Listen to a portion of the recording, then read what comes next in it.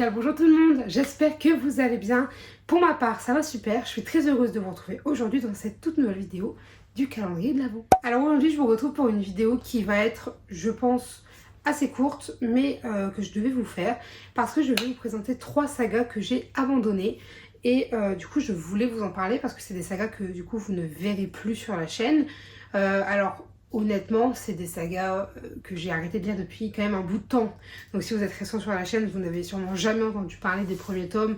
En tout cas, sur ma chaîne, j'entends. Mais c'est vrai que moi, je voulais quand même vous en parler parce que, en fait, ça me permet de faire une croix dessus en me disant... Ça y est, c'est définitif. Je déteste abandonner des sagas, c'est pour ça que c'est un peu particulier pour moi. Parce que j'aime bien quand je commence à aller jusqu'au bout. Mais il y en a... Alors après, il y en a une... Au lieu de dire que je l'abandonne, je vais dire que je l'arrête temporairement. Si un jour j'ai envie d'y retourner, j'y retournerai. Mais si jamais je n'ai jamais l'envie, bien j'en aurai jamais l'envie. Les autres, je pense que je n'y retournerai jamais. On va commencer par la première. Et la première, c'est celle à qui je pourrais potentiellement laisser une seconde chance. Puisque c'est les Calendar Girls. Donc je vous affiche ici la couverture du premier tome. Donc les Calendar Girls, pour ceux qui connaissent, c'est de la romance. Alors déjà pour recontextualiser, la romance c'est le genre prédominant que je lisais au tout début de ma vie de lectrice. Donc quand j'avais 15 ans, 14 ans. Attendez, c'est combien de temps que je lis? J'avais 14 ans. C'est ça, j'avais 14 ans. Donc j'ai commencé avec Harry Potter, mais après ma dominante c'était les romances. Donc After, Fun Play, Ne t'attache pas, Les Héritiers. Enfin voilà, j'ai beaucoup consommé de la romance à l'époque. C'est vrai que maintenant, j'en consomme beaucoup moins. Et donc, à l'époque, sur les réseaux, tournaient les Calendar Girls. Donc, c'était le principe de un livre par mois pendant une année. Donc, et les livres s'appelaient janvier, février. Enfin, je recherche parce que je crois que j'en ai un. Non, j'ai pas. Mais normalement, je sais que dans ma page, j'ai encore le mois d'octobre. Mais j'ai pas le mois de septembre et je suis arrêtée au mois d'août. Bref. Mais en gros, le tome 1 s'appelle janvier, le tome 2 février, le tome 3, etc. Et on va suivre une protagoniste qui fait du coup de l'escorte et on va la suivre tous les mois en fait. Je crois que c'est vraiment un tome, un mois de sa vie et en fait on va vraiment suivre son histoire. Sauf que je le lisais parce que le livre était connu et parce que je voulais absolument les avoir tous dans la bibliothèque de livres lus. Sauf que, bah honnêtement, si je dois être honnête, j'y ai pas touché depuis 2 ou 3 ans je crois et j'ai pas spécialement envie d'y retourner. Mais pourquoi je laisse une deuxième chance? Parce que effectivement, les premiers tomes, notamment les 6 premiers tomes, c'est purement et simplement sa vie et son métier. Et du coup, bah, en fait, c'est que des histoires... Alors, ça reste pas du... Je sais pas comment expliquer. En fait, c'est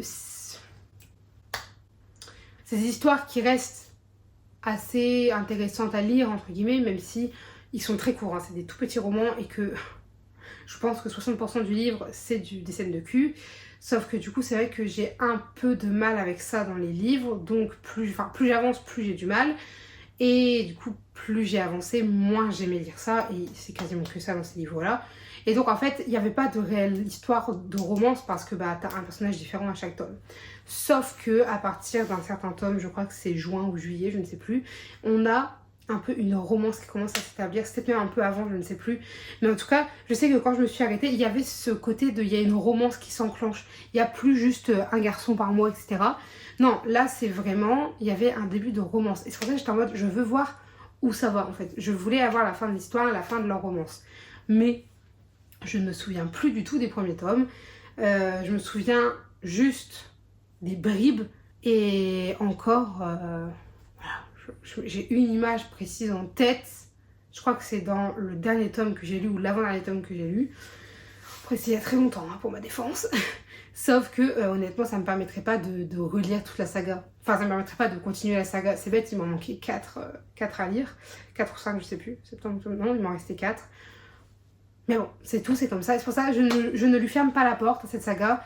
Je me dis peut-être plus tard, quand j'aurai de nouveau cet attrait pour la romance, je recommencerai cette saga et j'irai jusqu'au bout cette fois-ci. Mais là, pour l'instant, c'est fini pour moi. La deuxième saga, ça va aller très vite parce que c'est un livre que j'ai lu il y a vraiment très longtemps. Je crois que je l'ai lu il y a... J'étais au lycée, c'était il y a plus de 4 ans déjà. Et en fait, c'est l'extraordinaire voyage du fakir qui était resté coincé dans une armoire Ikea. Je vous l'affiche là, je n'ai rien inventé, hein. Ce n'est pas un titre farfelu qui sort souvent de mon esprit farfelu. Non, c'est le titre d'une histoire et il faut savoir que avec ma meilleure amie à l'époque, ma meilleure amie voulait le lire, je l'ai trouvé pour vraiment pas cher, elle se l'est acheté et du coup on s'est dit bah on fait une lecture commune. Je l'ai acheté parce qu'elle voulait le lire et que du coup on s'était dit ah bah ça peut être intéressant de faire une lecture commune. J'allais découvrir un livre et en soi à l'époque je voulais aussi découvrir ce que c'était de lire un livre pour lequel je suis pas sûre à 100% d'aimer.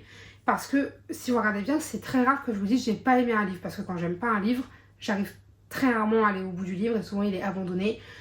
Même encore c'est rare, c'est mis de côté. Genre c'est mis en pause, j'y reviendrai un jour ou alors il est vendu. Mais ça reste très rare parce que souvent je les garde, j'ai du mal. Mais bref, c'est pas ce que je voulais vous dire. Sauf que du coup on achète le tome 1, on le lit, on fait une lecture en commune. Une lecture en commun, une lecture commune. Je sais plus mes mots, pardon, je suis fatiguée, je sais pas pourquoi dans cette nuit. On fait donc une lecture commune et en fait, il s'avère que déjà je suis plus lente à le lire parce que c'est moins mon genre et parce que j'aime beaucoup moins. C'est l'un des premiers livres que je n'ai pas aimé. Il n'est pas nul, il n'est pas mal écrit parce qu'il était très bien écrit, ça par contre, c'est ouais. Mais c'est pas du tout mon genre, c'est pas du tout ce que j'aime lire. Et pour moi, c'était long, c'était ennuyeux, c'était... Voilà, alors il est très bien écrit, c'est beau, c'est vrai que t'as une plume quand même qui est très agréable, mais j'ai pas du tout aimé ce livre. Genre c'est pas un livre... Déjà je l'ai en poche et je n'ai jamais eu l'envie de me l'acheter en grand format, alors que je suis des fois tombée dessus en magasin. Du coup j'étais en mode... Non. Et il y a un tome 2, donc c'est une saga, et j'ai décidé volontairement, vous le comprendrez bien, de ne pas aller vers le tome 2, mais pas du tout, jamais de ma vie. Pour ce qui est de l'histoire... En gros, c'est l'histoire d'un fakir, évidemment. Alors, je ne sais plus trop comment ça se passe, mais je crois qu'il est dans une situation assez délicate au début du livre. Et en fait, il va être dans un Ikea. Et il va être dans une armoire, plus précisément Ikea. Et je crois qu'en fait, il va se faire enfermer. Je crois qu'il s'endort dedans.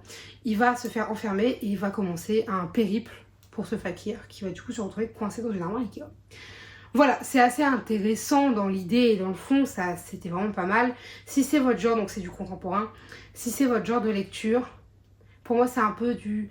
C'est pas du développement personnel comme on pourrait l'entendre, mais c'est-à-dire que c'est un personnage qui va essayer, lui, de se développer, développer son esprit, développer tout ça en fait. Et c'est son voyage un peu initiatique, si je puis dire. Peut-être que les mots sont forts, mais je l'ai un peu perçu comme ça. Mais moi, c'est pas du tout le genre de roman qui me fait kiffer. Donc, je le garde parce que je garde quasiment tous les livres que j'ai lus, mais je n'achèterai jamais la suite. Dernière saga de cette vidéo. Alors, c'est une saga que j'ai commencé il y a tellement longtemps, puisque j'étais vraiment très jeune. Je crois que je l'ai acheté fin collège, puisque c'est la saga Descendants. Alors, j'ai lu le tome 1 en me disant, trop bien, j'ai adoré le film, je vais pouvoir enfin le découvrir en livre. Pas du tout, puisque en fait, le livre se passe avant le film. Donc j'ai découvert une autre histoire, d'ailleurs je me souviens plus du tout, soyons honnêtes. Sauf que du coup c'est pas ce que je voulais, c'est pas ce que j'attendais il y a quelques années. Et il y a d'autres tomes qui sont sortis, hein, il y en a même plein.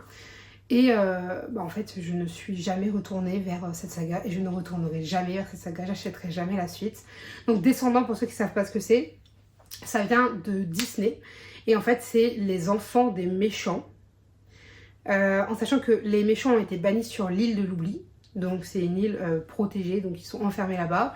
Et en fait les méchants ont eu des enfants et ces enfants on va les suivre, donc un peu quelle est la destinée quand on est fils et fille de méchants et de méchantes. Est-ce qu'on est forcément destiné à devenir méchant, méchante? Enfin ouais, c'est un peu ce genre de choses. Et en fait j'ai adoré les films Disney, je me les refais très régulièrement, mais les livres c'est trop jeunesse pour moi et pourtant j'adore la jeunesse. Mais en fait quand j'ai baigné dans les films, d'aller dans les livres, bah c'est pas ce qui me fait kiffer. Je préfère me refaire le film et puis c'est tout. Les livres, je pense que ça peut être très intéressant pour les plus jeunes qui sont fans de Disney et qui veulent découvrir un peu plus sur l'univers des Descendants, parce qu'en soi je crois que les livres c'est pas les histoires des films. En tout cas le premier c'est sûr que non parce que ça se passe avant. Mais voilà, c'est une saga que je ne poursuivrai pas, je ne sais plus exactement combien il y a de tomes, je suis sûre qu'il y en a au moins... Alors 2 sur 3 presque sûrs et même un doute sur 4 pour vous dire. Et j'ai tellement aussi de sagas Disney à lire que que je n'irai pas vers les descendants. Voilà tout. Donc globalement, c'est des sagas que je ne pense pas faire réapparaître sur la chaîne avant plusieurs années, peut-être pour Calendar Girl et jamais pour les autres simplement, ou peut-être dans un tag, parce que typiquement dès qu'il y a la question, un livre que vous n'avez pas aimé, souvent je sors le Fakir, parce que c'est très rare, je vous dis que j'aime pas les livres. Malheureusement lui en fait partie, donc à chaque fois il en prend plein sa poire. Bref. Voilà, écoutez, j'en ai terminé avec cette vidéo. Si jamais vous avez lu ces sagas ou si jamais vous hésitez à les lire, même si vous avez d'autres sagas à me conseiller ou si vous voulez discuter, eh bien, je suis ouverte à la discussion. Si jamais vous avez des remarques, des conseils, des commentaires, des suggestions ou toute autre chose à dire, n'hésitez pas à le faire dans l'espace commentaire puisqu'il est fait pour ça. Sur ce, je vous dis à très bientôt. Allez, bye mes lecteurs.